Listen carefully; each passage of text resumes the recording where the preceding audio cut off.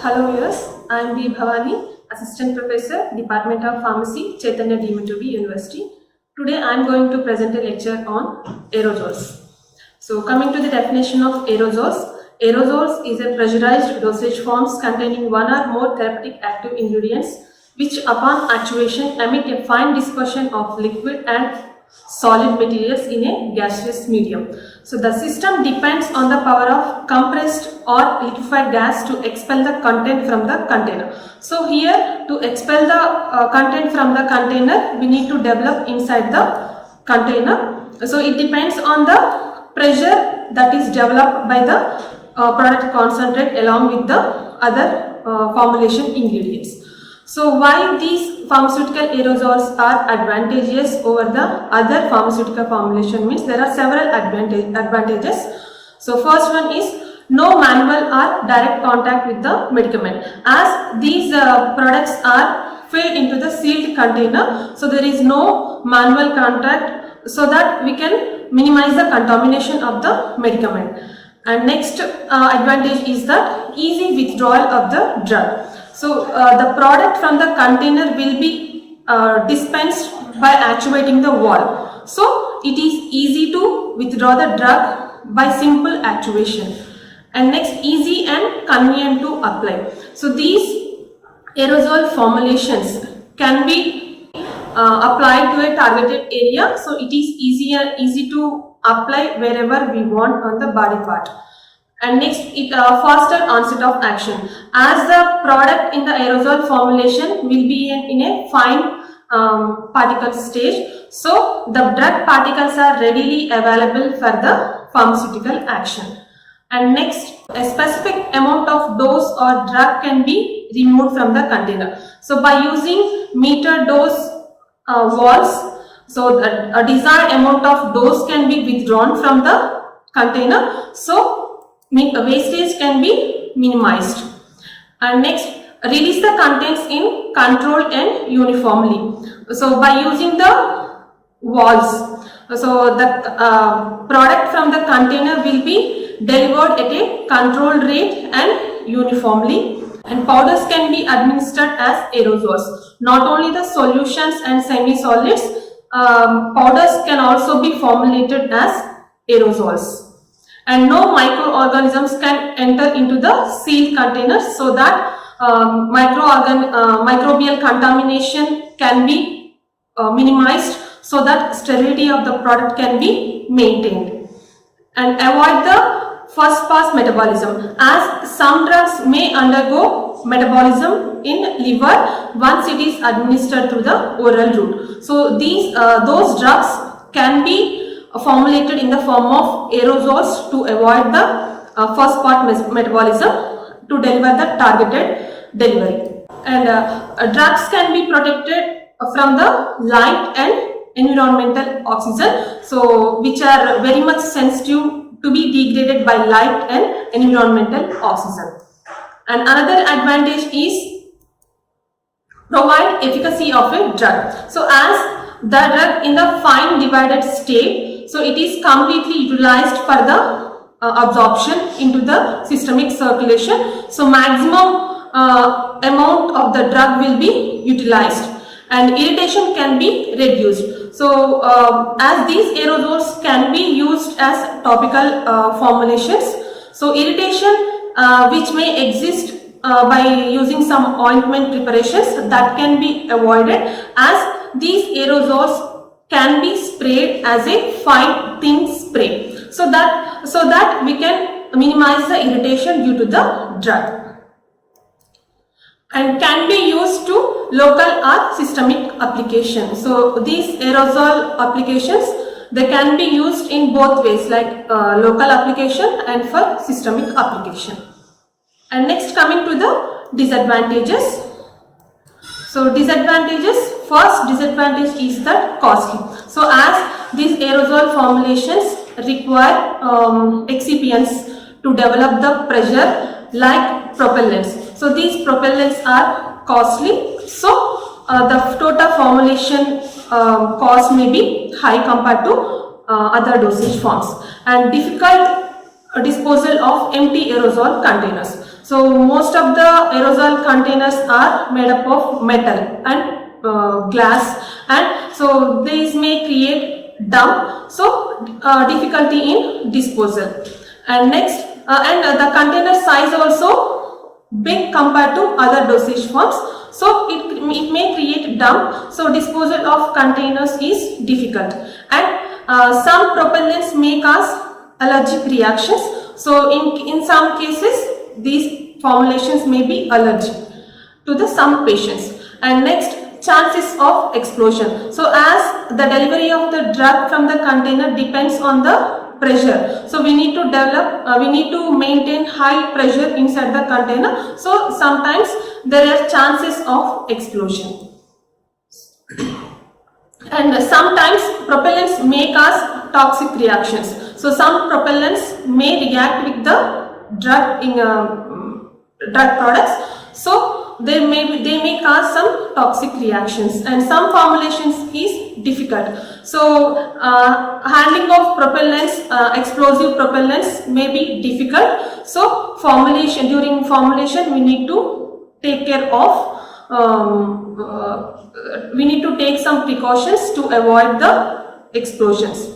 And next, carcinotoxic effect on repeated use. So some propellants like fluorinated hydrocarbons, these may on repeated use may cause carcinotoxic effects.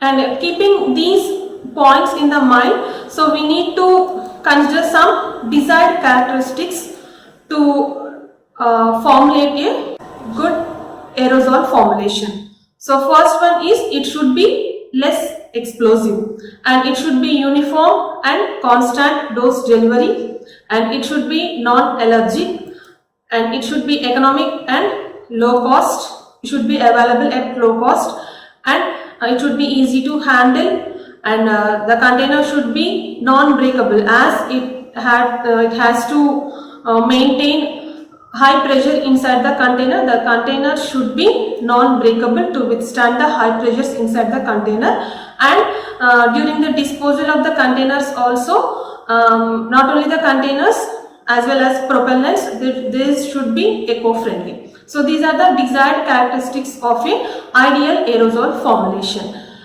And next, coming to the classification of aerosols. So these aerosol formulations can be classified in based on the different categories. Like first, they are classified based on the form, on which form they can be formulated. So based on the form of aerosol formulation, they can be classified into three categories like solution, suspension and emulsion.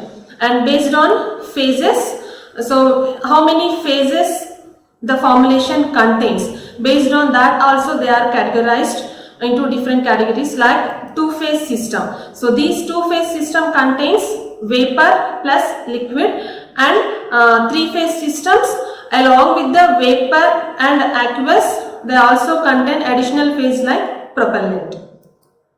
And another category of classification is based on the product delivered, on which form we want to deliver the product. So based on that, they can be categorized as spray form, spray aerosols. So these spray aerosols contain particle size 50 microns in diameter, and another one is foam, and they can be formulated as semi-solid forms. So these semi-solid forms may contain particle size ranging around 200 microns in diameter. So another category of classification is based on application. So route of administration or application. So based on that, they can be categorized as topical aerosols, inhalation aerosols and intranasal aerosols. So coming to the components of aerosols. So these aerosols contain different components in their formulation. So those include propellant, containers, valve, actuator and product concentrate. So this is the schematic diagram which represents all the components of the aerosol formulation. So here you can see the actuator. So which upon actuation, which will open the valve to deliver the product. And here it is a propellant vapor. So here the propellant in the form of vapor, it creates a pressure which presses the liquid into the press up the liquid into the dip tube, so that the product concentrate will enter into the valve, which will be delivered upon actuation of the valve. And here it is the mixture of product and liquid propellant, and this one is dip tube. So upon actuation of the valve, this vapor with the pressure which is developed by the vapor phase propellant will press the liquid up into the dip tube, so that through this dip tube the product concentrate enter into the valve and will be delivered upon opening by the actuation of the valve. And coming to the components of the formulation. So first major component of the aerosol formulation is propellants. So propellants are used to develop force that expels the product concentrate from the container when valve is open. So these are used to deliver formulation in proper form, that is the desired form, either in spray form or foam form or semi-solid form.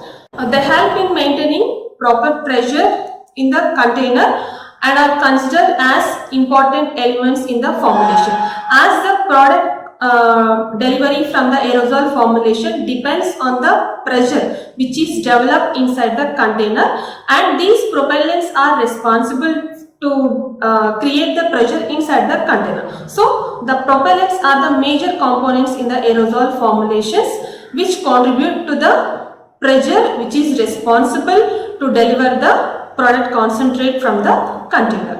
And different types of propellants are used for pharmaceutical aerosol preparations. So mainly for pharmaceutical aerosol formulations, two types of propellants are used: liquefied gas propellants and compressed gas propellants. So first type of propellants is liquefied gases. So these liquefied gases are widely used in the formulation of aerosols because they are capable of dispensing active ingredients in the form of fine mist compared to compressed gas propellants. And liquefied gas propellants are actually gases at room temperature and atmospheric pressure, but they can be liquefied easily by reducing the temperature and raising the pressure. Liquefied gas propellants are placed in sealed container. Some of the liquid propellant turns to gas and keeps the headspace of the container full of gas, which exerts a vapor pressure inside the container. So whenever the product is dispensed from the container, a part of the liquid occupies the headspace, so that an equilibrium between the vapor phase and liquid phase of propellant will be maintained. So in this way, the headspace is always occupied by gas, which maintains the constant pressure, and performance of spray is also maintained throughout the life of use of the product. So these liquefied gases are of three types. So first one, chlorofluorocarbons. Second one, hydrofluorocarbons. And third one, hydrocarbons. So first, liquefied gas propellants, first category of liquefied gas propellants is chlorofluorocarbons. These are also called as freons. So these propellants are choice of propellants for oral, nasal and inhalation aerosols. So these chlorofluorocarbons have some advantages over other liquefied gas propellants. So first advantage is that their chemical inertness. So they are chemically inert with the drug substance. So they do not react chemically with the drug substance, and lack of toxicity. So they do not cause any toxicity while usage. And next, non-flammability. So most of the propellants are flammable in nature, but these chlorofluorocarbons are non-flammable. So it is convenient to use these propellants while formulation. And next, lack of explosiveness. So due to their non-flammability, they are non-explosive. And next, propellant of choice for oral, nasal and inhalation aerosols. Apart from these advantages, they do have some disadvantages, like their high cost. So they are costly compared to the other liquefied gas propellants. And the another major disadvantage of these chlorofluorocarbons is that they cause depletion of ozone layer, which contributes to the greenhouse effect.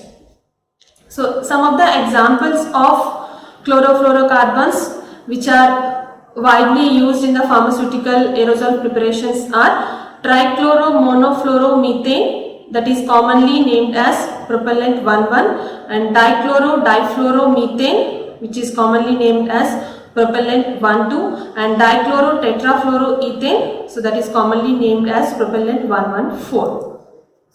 And coming to the next category of liquefied gas propellants, hydrochlorofluorocarbons, HCFC, and hydrofluorocarbons. So these propellants are choice of propellants in topical pharmaceuticals. These are mostly used in the topical aerosol formulations. So compared to the chlorofluorocarbons, these have greater miscibility with water, so they can be used as solvents compared to other propellants. So advantages of these hydrochlorofluorocarbons is, so compared to the freons, that is chlorofluorocarbons, they have lower ozone depleting effect. And examples of these hydrochlorofluorocarbons is propellant P22, P142B, 152A are mostly used in the topical aerosol formulations. And next category of liquefied gas propellants are hydrocarbons. So these hydrocarbons can be used for water-based aerosols and topical aerosol preparations, and they do not undergo hydrolysis, so that they can be used in the formulation of water-based aerosols. So as these are immiscible with water, they are used in the formulation of three-phase aerosol systems, that is vapor and aqueous phase and along with the propellants. So as these hydrocarbons are immiscible with water, they can be used in the three-phase aerosol systems, and they are used in the meter dose inhalations and topical administration. They have wide range of solubility and chemically stable and low order of toxicity, so that they can be used along with a wide range of drugs. So coming to the advantages of hydrocarbons, so they are first advantage is that they are inexpensive, so that the final product cost can be low. And next, they have low toxicity. They are non-reactive with the most of the drugs, and they can be used as solvents for drug substances. And another major advantage is that it does not cause ozone depletion, so these are eco-friendly. And coming to the disadvantages, these hydrocarbons are flammable in nature, and they may produce some unknown toxicity with the product concentrate. So that is the disadvantage of these hydrocarbons. And coming to the examples of hydrocarbons that are used in the pharmaceutical aerosol preparations are propane, which is commonly named as propellant A108, and isobutane, propellant A31, and butane, propellant A17, and pentane, hexane. So these are the some examples of hydrocarbons which are used as propellants in the pharmaceutical aerosol preparations. So here you can observe in this diagram, so how the liquid, the vapor phase of the propellant exert pressure on the product concentrate to bring it up in the deep tube, and how it is delivered as a spray. And next category of propellants is compressed gas propellants. So compressed gas propellants occupy the headspace above the liquid in the can. So first major thing is these compressed gas propellants are in the form of gas only. So they cannot be converted into liquids. So these compressed gas propellants, they do not mix with the product concentrate like liquid gas propellants. Whereas liquid gas propellants, they can be mixed with the drug substance. So they may exert in the liquid state, these liquefied gas propellants, but these compressed gas propellants, they will be in the form of gas, though after they are sealed into the container. So compressed gas propellants occupy the headspace above the liquid in the can. They do not mix with the product concentrate. So when the aerosol valve is opened, the gas pushes the liquid out of the can. The amount of gas in the headspace remains same, but it has more space upon usage of the product. And as a result of the pressure, the pressure will drop during the life of the product. So the spray performance may be decreased. So to maintain the spray performance, it can be possible by careful choice of aerosol valve and actuator. So these compressed gas propellants are of two types. So first one is soluble compressed gases, examples carbon dioxide and nitrous oxide, and insoluble compressed gases, those include air, nitrogen and argon. So coming to the advantages of these compressed gas propellants. So first advantage is that unlike liquefied gas propellants, these are less toxic and chemically stable. As these compressed gas propellants do not mix with the product concentrate, they are chemically stable, and compared to the liquefied gas propellants, these are cheap, and there are no chances of depletion of ozone layer. So these are environmentally safe.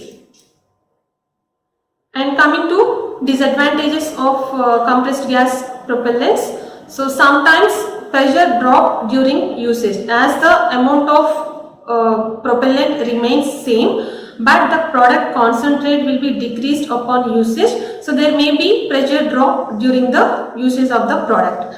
And these compressed gas propellants, they cannot be used to get the fine spray. The sprays which are developed by the compressed gas propellants, they are fairly wet and the foams also not stable. These are the disadvantages of compressed gas propellants.